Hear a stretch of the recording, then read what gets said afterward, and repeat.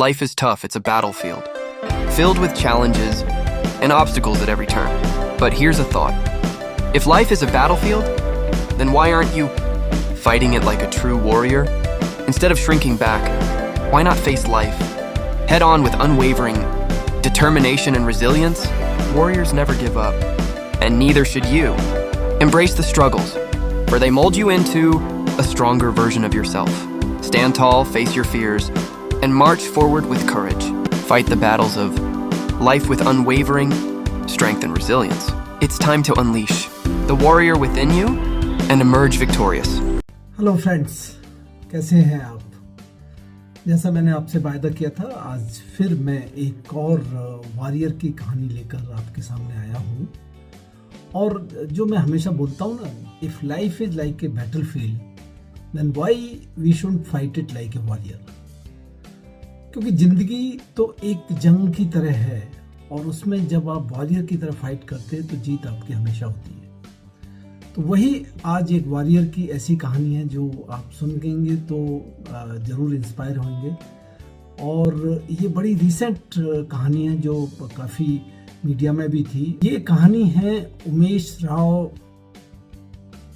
किलू की, जो मुंबई धारावी के रहने वाले हैं, और ये अभी अभी इंडियन आर्मी में कमीशन हुए हैं as a lieutenant from officer training academy Chennai से। और इनकी यदि आप पूरी कहानी जब तक सुनेंगे तो आप खुद समझ जाएंगे कि ज़िंदगी में कुछ भी हो सकता है, आप कुछ भी अचीव कर सकते हो। सबसे पहली चीज़ तो ये बहुत ही फाइटर थे। अपनी गरीबी से इन्होंने लड़ा, मिसफॉर्चून से इन्होंने लड़ाई की, और यहाँ तक कि इन्होंने अपनी सारी एजुकेशन, सारी पढ़ाई खुद सेल्फ फंड की। इन्होंने बहुत सारे छोटे मोटे काम किए।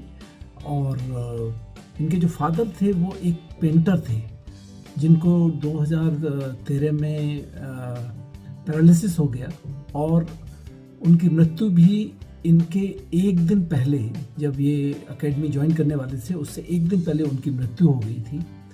और ये फिर एकेडमी ज्वाइन किया इन्होंने, और ये अभी इस महीने ये कमीशन हुए हैं।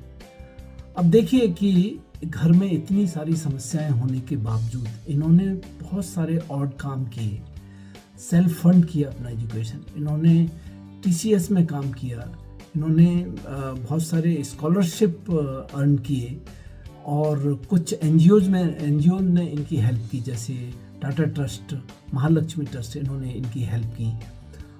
और इनके ऊपर पूरा जोर था पूरी फैमिली को संभालना। इनकी फैमिली में जो 7-8 मेंबर्स थे, वो सारी फैमिली का जिम्मेवारी इनके ऊपर थी। फादर की ट्रीटमेंट की जिम्मेवारी इनके ऊपर थी। बट उस सबके बावजूद भी इन्होंने अपनी हिम्मत नहीं हारी, और यहाँ तक कि इन्होंने बीच में NCC ज्वाइन किया, जिससे इनका हौसला बढ़ा, और इन्होंने 13 बार SSB को अटैम्प्ट किया, एंड फाइनली ये सक्सेसफुल हुए। इन्होंने IT में BSc किया, और उसके बाद MSc किया कंप्यूटर साइंस में, और साथ साथ ये SSB की तैयारी करते रहे और अपीयर होते रहे, और 13th अटैम्प्ट में जाके ये सक्सेसफुल हुए। अभी इन्हीं के मुंह से सुन लेते हैं कि ये क्या कहते हैं। I don't feel so. There might be something they arrange for me when I go reach to the Dharavi. Is it the first time from someone from Dharavi is passing out? I hope so. It's the first time I would be the first officer from that area, and it's very proud moment for that area. And if you know the youths over there, unemployment is also taking a place, and this is a very good opportunity. By seeing me, they will also join the forces. I also, and I would be motivating them.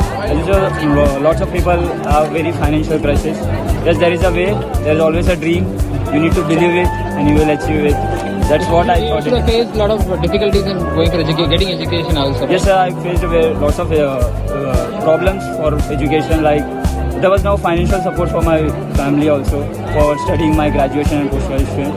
I took a scholarship. I completed my studies. I worked in TCS for 3 years, and simultaneously I was preparing for this SSB interview. After 13 attempts, I got recommended. Okay. How many were with you while preparing? Was there any team working there in Dharavi? Sir, there is no team in the Dharavi, but if you see in Dharavi, they are not aware about the army, what exactly happens. I have a friends from different states. So we used to get contact in a WhatsApp group. We discuss, and I did my NCG, so there is an NCG group also. Okay. So I got to know from there. देखा आपने सुना कि इन्होंने कितनी मुश्किलों से एक ऐसी जगह से निकल के, धारावी जहाँ की कोई पढ़ाई लिखाई और आर्मी के बारे में तो कोई जानता ही नहीं है, उस जगह से निकल के इन्होंने आज एक कमीशन ऑफिसर बने हैं, जो धारावी के लोगों के लिए एक इंस्पिरेशन है, और बहुत सारे जो लोग इनके बारे में सुनेंगे उनके लिए इंस्पिरेशन बनेंगे। क्योंकि दुनिया की कोई भी ताकत, यदि आपके पेट में भूख है सक्सेस की, तो आप ज़रूर अपना गोल अचीव कर सकते हैं। तो मैं यहाँ बताऊँगा कि 4 चीज़ें ज़िंदगी में बहुत ज़रूरी होती हैं। एक होता है सबसे बड़ा करेज।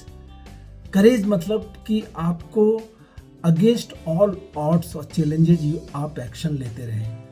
फियर के सामने यदि आप एक्शन लेते हैं तब भी आप करेजियस हैं। तो एक सबसे बड़ी चीज़ है करेज। दूसरी चीज़ है कि आपके पास बर्निंग डिजायर होनी चाहिए, आपके पेट में भूख होनी चाहिए सक्सेस पाने की। जब आपके पेट में भूख होती है तो आप कुछ भी करने को तैयार होते हैं। और तीसरी चीज़ होती है कमिटमेंट। कम वाट में दुनिया इधर की उधर हो जाए, लेकिन मुझे कुछ ना कुछ अचीव करना है, ये तीसरी चीज़ होती है।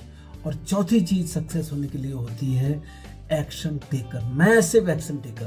दैट मीन्स कि जब आपका क्लैरिटी दिमाग में है कि मुझे करना क्या है, तो उसके ऊपर जम के लग जाइए कि मुझे ये अचीव करना है। And that is what is called massive action taker. And आप जब ये सब फॉलो करेंगे उमेश कीलू की तरह, I am sure you will also be successful in your life, in your mission, in your vision, or in your goals. So thank you very much for watching, and if you find this inspiring and exciting story, then do share, like, subscribe this channel. Thank you very much.